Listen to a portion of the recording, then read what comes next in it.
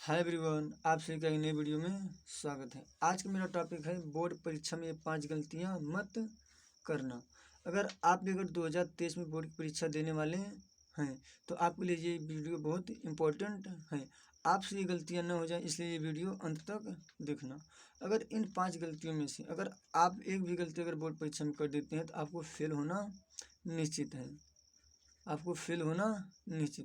तो ये वीडियो अंत तक देखना। देखो, मेरी पहली गलती क्या है। उत्तर पुस्तिका में केवल काले तथा नीले पेन का ही प्रयोग करें। आप उत्तर पुस्तिका में एक काले या नीले पेन का ही प्रयोग करिए। उसमें आप लाल, हरा या गुलाबी पेन का प्रयोग मत करिए, क्योंकि आज के समय में पेन हर कलर में आते हैं। तो ये मत समझिए मेरे पास के काले और नीले अगर नहीं है तो हम हरे या गुलाबी या लाल पेन से उत्तर लिख देते हैं तो हमको नंबर मिल जाएगा। ये ऐसा कभी नहीं हो सकता। आप नीले या काले से लिखेंगे तो से आप कितना भी अच्छे उत्तर लिख दीजिए, आपको नंबर नहीं दिया जाएगा।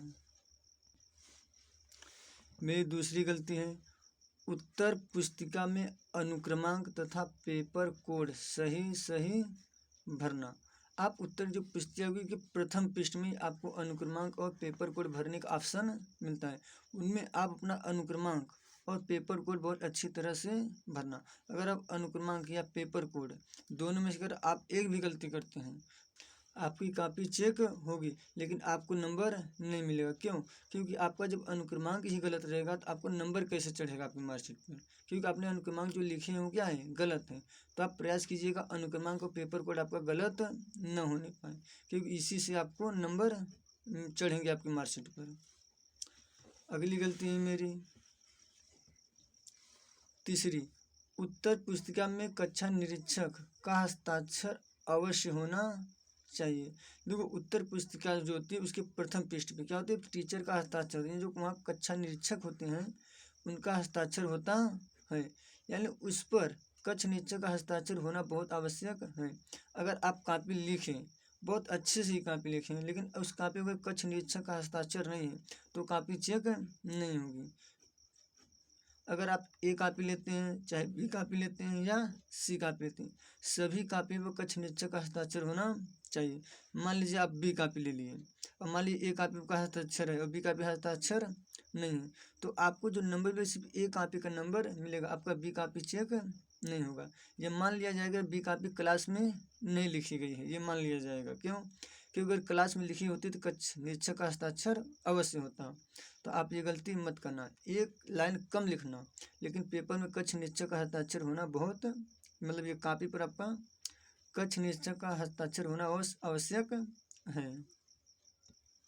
जिन जिन कॉपी पर कक्षा निरीक्षक का हस्ताक्षर होता है सिर्फ वही कॉपियाँ चेक होती हैं, बाकी इस कॉपियों को हटा दिया जाता है। मेरी चौथी गलती ये है कि अटेंडेंस शीट में अपना अटेंडेंस अवश्य दे। जब आप पेपर में जब बैठेंगे तो वहाँ पर आपको अटेंडेंस शीट मिलता है, एक ऐसे मतलब कॉपी की जैसा रहेगा, उसमें आपको अटेंडेंस देना रहता है। तो उस अटेंडेंस शीट में अपना अटेंडेंस अवश्य दें। अगर आप मान लो आप पेपर में बैठे और अटेंडेंस शीट में आपका अटेंडेंस छूट गया तो ये मान लिया जाएगा विद्यार्थी उस दिन पेपर में नहीं था। अगर आपकी कॉपी अगर है और आपका अटेंडेंस शीट में आपका सिग्नेचर नहीं है तो मान लिया जाएगा ये कॉपी कहाँ से, बाहर से डाली गई है। क्योंकि अगर विद्यार्थी होता तो इसका अटेंडेंस शीट में सिग्नेचर होता। तो आप प्रयास कीजिएगा आपका अटेंडेंस शीट में सिग्नेचर न छूटने पाए।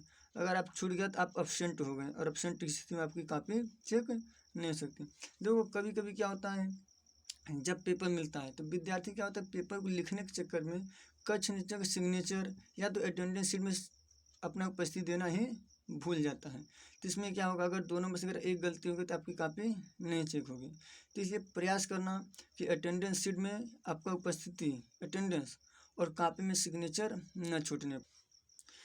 मेरा पांचवा और लास्ट गलती है कि उत्तर पुस्तिका में गाली, गाना या शायरी मत लिखना।